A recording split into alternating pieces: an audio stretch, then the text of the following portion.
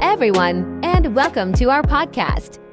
Today, we're going to talk about a really fun topic: how to describe your hometown. Whether your town is big or small, in the mountains or by the sea, every hometown has its own special things. So let's get started, James. Why do you think it's important to be able to describe your hometown when learning English? That's a great question, Sophia. Being able to talk about your hometown is a common topic in many conversations, especially when you meet new people. It's one of the first things people often ask: where are you from? When you know how to describe your hometown, it helps you connect with others. It's also a great way to practice English because you can use lots of different words to talk about places, buildings, weather, and more. Exactly. So first, we'll talk about some basic ways to describe our hometown. First, let's start with size. James, how would you describe the size of your hometown? Well, my hometown is quite small. It's not a big city like New York or London. It's more of a small town where everyone knows each other.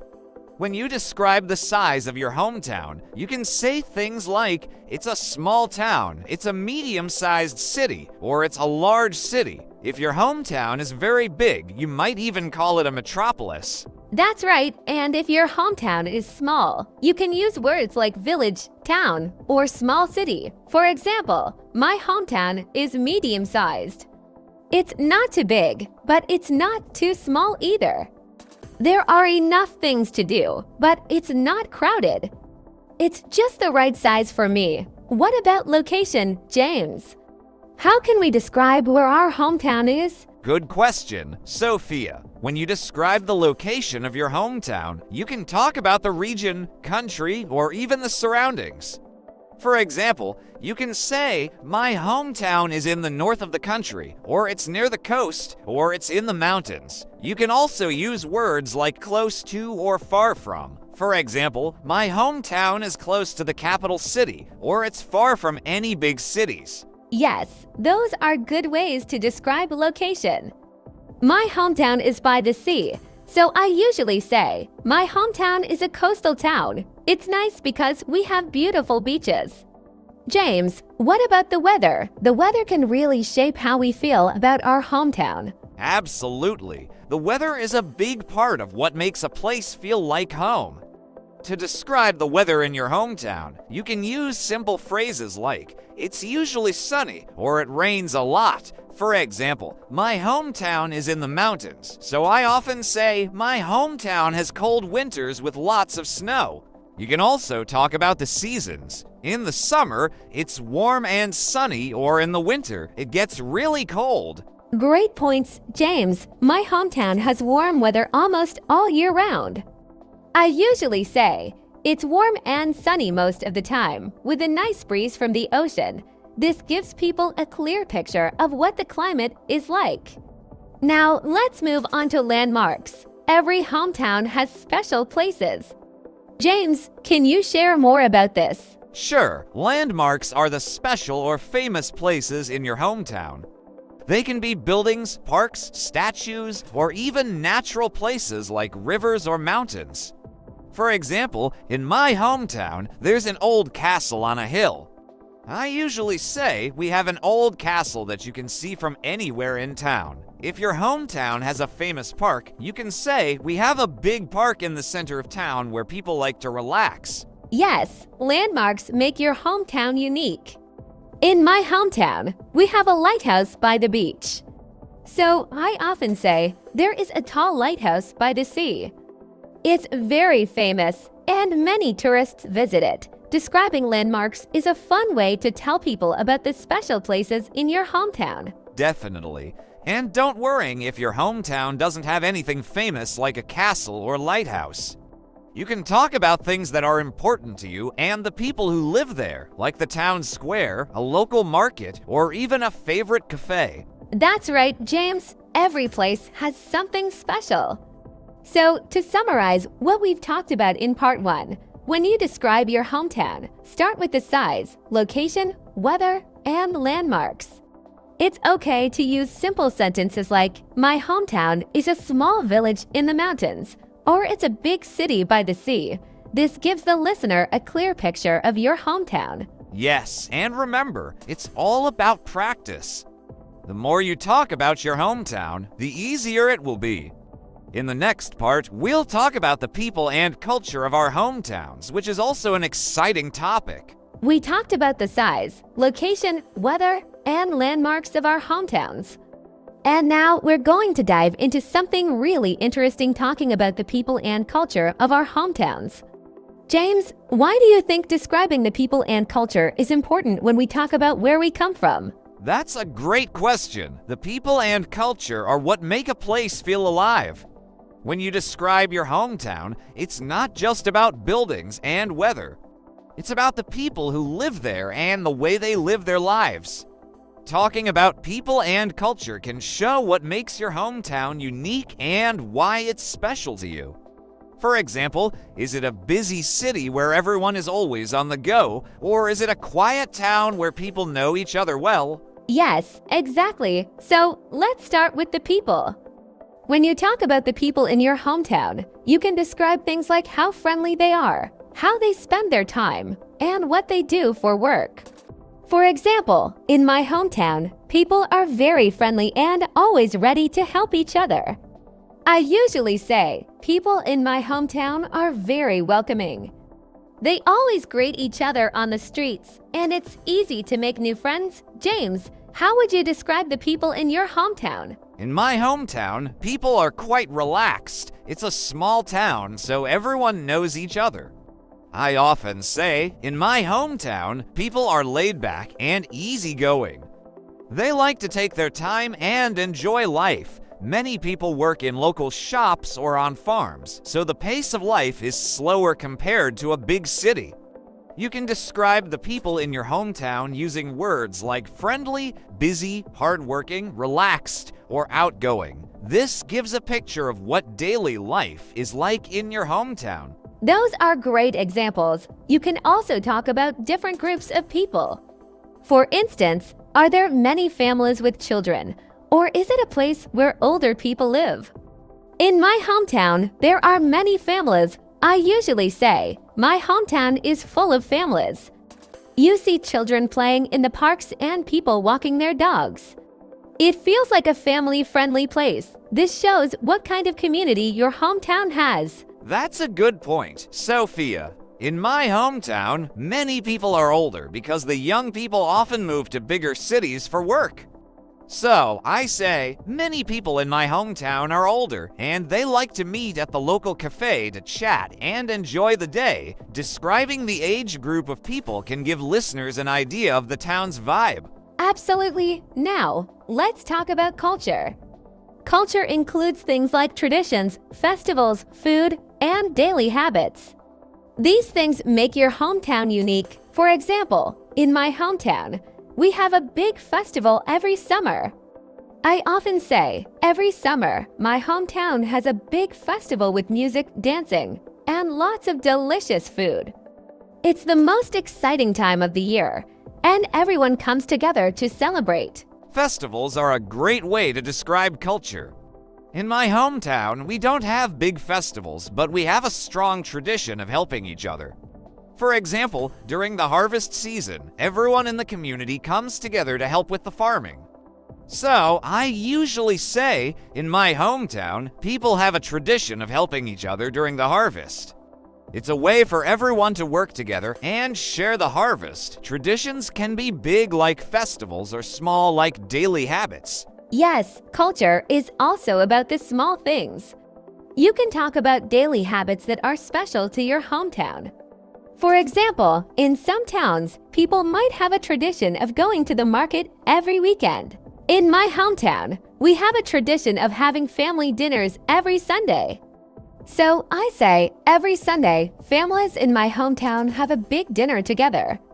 It's a special time for everyone to gather and talk about their week. These small traditions can show what life is like in your hometown. And don't forget food. Food is a big part of culture. What kind of food is popular in your hometown? In my hometown, we have a famous dish made with local vegetables and herbs. I usually say, in my hometown, we have a special dish called herb stew. It's made with fresh vegetables and local herbs, and it's something everyone loves to eat, especially in the winter. Talking about food can give listeners a taste of your hometown's culture. Yes, food is a great way to share culture. In my hometown, we have fresh seafood because we are near the sea. I often say, we have the best seafood in my hometown. People love to eat fresh fish and shrimp, especially at the seaside restaurants. Food can tell a lot about the geography and lifestyle of a place. So true, Sophia. And when you talk about the culture in your hometown, it's not just about what people do. It's also about how they do things. For example, in my hometown, people like to take things slow. So, I say, in my hometown, people believe in living a slow and peaceful life. They take time to enjoy their meals, chat with neighbors, and relax in the evenings. This shows not just what people do, but how they approach life. Exactly, James. It's about capturing the feeling of the place. When you describe the people and culture of your hometown, you are giving listeners a deeper understanding of what it's like to live there. So, to summarize part 2, when talking about your hometown, describe the people by saying if they are friendly, relaxed, busy, or hardworking. Then, talk about the culture by sharing traditions, festivals, food, and daily habits. Yes, and remember, you can use simple sentences. For example, people in my hometown are friendly and like to help each other, or in my hometown, we have a big festival every summer. The key is to paint a picture with your words so that others can imagine what it's like. Great advice. We talked about the people and culture of our hometowns. And now we're going to dive into describing the places you can visit in your hometown. This is a great way to help someone imagine what it's like to walk around your town or city. So, James, why do you think it's important to talk about places in your hometown? Good question. Talking about the places in your hometown can show others what makes your town unique and interesting. When you describe these places, you help people understand what they can see and do if they visit. It's also useful when you're having a conversation with someone who might want to visit your hometown. You can talk about places like parks, museums, markets, restaurants, and more. This way, you're not just describing your hometown, you're giving a little tour. Absolutely. It's like you're taking the listener on a walk through your hometown. So, let's start with an easy place to describe parks. Parks are common in many towns and cities, and they're usually places where people go to relax and have fun. James, can you tell us about a park in your hometown? Sure. In my hometown, we have a beautiful park right in the center of town. It's called Maple Park. I usually say Maple Park is a big, green space with lots of trees, flowers, and a small lake in the middle. People go there to have picnics, walk their dogs, or just sit and enjoy nature. Describing a park can include talking about its size, what you can see there, and what people like to do. You can say things like, it's a small park with a playground for children, or it's a large park with walking paths and a pond. That sounds lovely, James. Parks are great places to describe because they're often the heart of a community. In my hometown, we have a seaside park called Ocean View Park. I usually say Ocean View Park is right next to the beach. It has a long walking path along the coast, with benches where you can sit and watch the waves. On weekends, families come to the park to have barbecues and fly kites. When you describe a park, you can also mention how it changes with the seasons. For example, in the spring, the park is full of blooming flowers, or in the winter, the park is covered in snow. Yes, that's a good point. Sophia, describing how a place changes with the seasons makes it more vivid. Now, let's talk about other places like museums. Museums can be interesting to describe because they tell stories about your hometown's history or culture. In my hometown, we have a small history museum. I usually say our history museum is small but full of interesting things. It has old photos, tools, and clothes from the past. It's a great place to learn about how people used to live in our town, When talking about museums, you can mention what kind of museum it is, like an art museum, a science museum, or a history museum. Yes, museums can tell a lot about a place. In my hometown, we have a maritime museum because we are by the sea. I often say the Maritime Museum shows the history of our town's connection to the sea. You can see old boats, fishing equipment, and even a lighthouse light. It's a fascinating place for anyone who wants to learn about life by the ocean. Museums are also great places to recommend to visitors. You can say, if you visit my hometown, you should definitely go to the museum, or the museum is a must-see for anyone interested in our town's history. That's right. Now, let's talk about markets and shops. Markets are great places to experience the daily life of a hometown. In my hometown, we have a weekly farmers market. I usually say every Saturday there's a farmers market in the town square. Local farmers sell fresh vegetables, fruits, cheese, and homemade bread. It's the best place to buy fresh food and meet the local people. When you describe a market, you can talk about what you can buy there, what it looks like, and when it's open. Yes, markets can really show the local flavor of a place. In my hometown, we have a fish market by the harbor. I often say the fish market is open every morning. Fishermen bring in fresh fish, shrimp, and crabs. The market is full of life with people buying the catch of the day and enjoying the sea breeze. Describing a market can also include the atmosphere. Is it busy and lively, or is it quiet and calm? For example, the market is always busy in the morning, or it's a quiet market where you can take your time to look at everything. And don't forget about shops and restaurants. These are also important places in your hometown. In my hometown, we have a famous bakery. I usually say there's a small bakery called Sweet Bites that everyone loves. They make the best bread and cakes in town. People line up early in the morning to buy fresh pastries. When describing shops, you can talk about what they sell and why they are special. You can say there's a small shop that sells handmade crafts, or there's a cozy cafe where people like to meet. When describing a restaurant, you can talk about the food, the location, and the atmosphere. For example, it's a family-friendly restaurant with a warm atmosphere, or it's a popular spot for locals and tourists. That's true, James. Restaurants are also fun to describe because they tell a lot about the local food. In my hometown, there's a seafood restaurant called the Seaside Grill. I often say the Seaside Grill is right by the beach, and it serves the freshest seafood in town. You can eat outside and watch the sunset while enjoying delicious grilled fish. These are all great places to talk about when describing your hometown. To summarize part 3, you can describe parks, museums, markets, shops, and restaurants to give a detailed picture of your hometown. Use simple sentences like, "There is a park with a lake," or "We have a museum that shows our town's history." This helps others imagine what they can see and do if they visit your hometown. Yes, and remember to use descriptive words. Instead of just saying a park, you can say a large park with tall trees and a small lake. Instead of saying a market, you can say a busy market with fresh fruits and vegetables. These details make your description more vivid and interesting. And don't forget to mention why you like these places.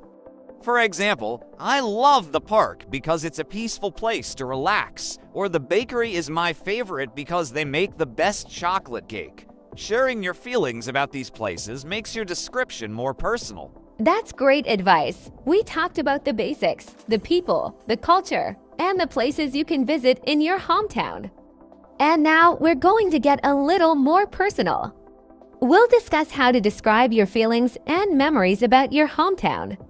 This can make your description even more special and meaningful. So, James, why is it important to talk about feelings and memories when describing your hometown? That's a great question. Talking about your feelings and memories adds a personal touch to your description. It makes it more than just facts about a place. It becomes a story.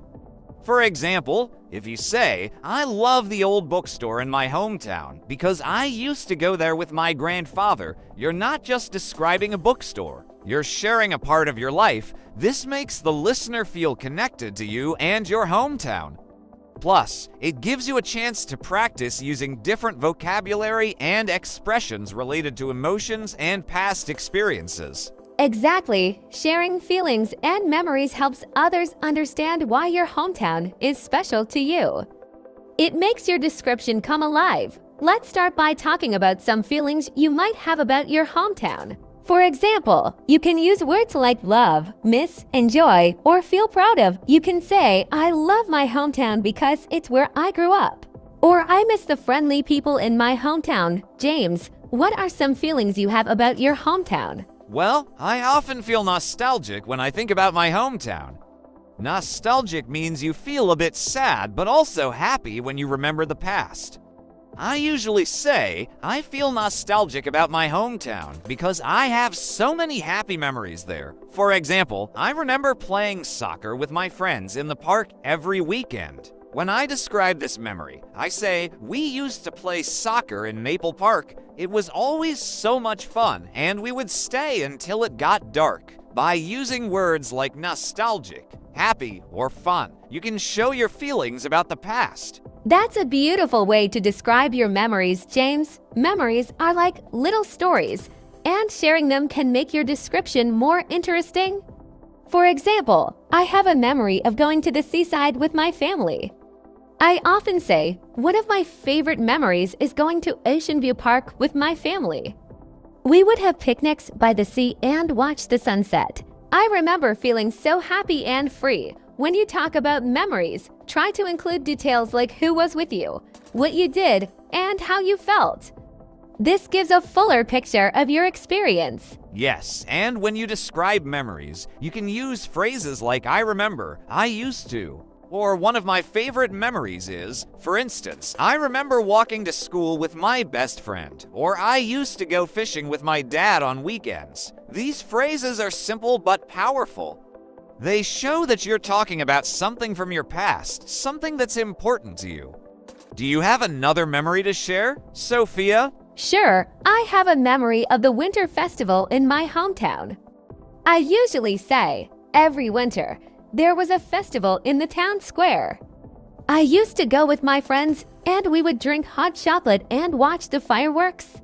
I felt so excited every year. Notice how I use I used to and I felt to describe what happened and how I felt about it. This helps the listener imagine the event and understand why it's special to me. That's a wonderful memory. When you describe memories like this, it helps the listener feel like they are there with you. You can also talk about how your feelings might have changed over time. For example, you can say, when I was a child, I didn't like the quiet streets in my hometown. But now, I love them because they make me feel calm. This shows that your feelings can change as you grow, and it gives more depth to your description. Yes, talking about how your feelings have changed is a great way to show personal growth. It makes your story more relatable. For example, when I was younger, I found my hometown boring. But now, I appreciate the peacefulness and the beautiful nature. This shows that you have grown to see your hometown in a new way, and it can encourage listeners to think about their own hometowns differently. Now, let's talk about what it feels like when you leave your hometown. Many people feel homesick when they are away from their hometown. Homesick means you miss your home and the people there. You can say, I feel homesick when I think about my hometown, or I miss the smell of fresh bread from the bakery. Talking about what you miss can also be a part of describing your hometown. Absolutely. When you talk about what you miss, you can use phrases like I miss, I wish I could, or I long for. For example, I miss walking by the sea, or I wish I could have my mom's homemade soup again. These phrases show your emotions and make your description more heartfelt. It's okay to show that you have mixed feelings about your hometown. You can love it, miss it, and even feel frustrated with it sometimes. Yes, hometowns can bring out many different emotions. Sometimes you might have a love-hate relationship with your hometown. You can say, I love the peacefulness, but sometimes I wish there were more things to do. This shows that you have a balanced view. You see the good and the bad, which makes your description more honest and real. That's so true. Hometowns are not always perfect, and it's okay to talk about that too. For example, I love the nature in my hometown, but it can feel too quiet at times.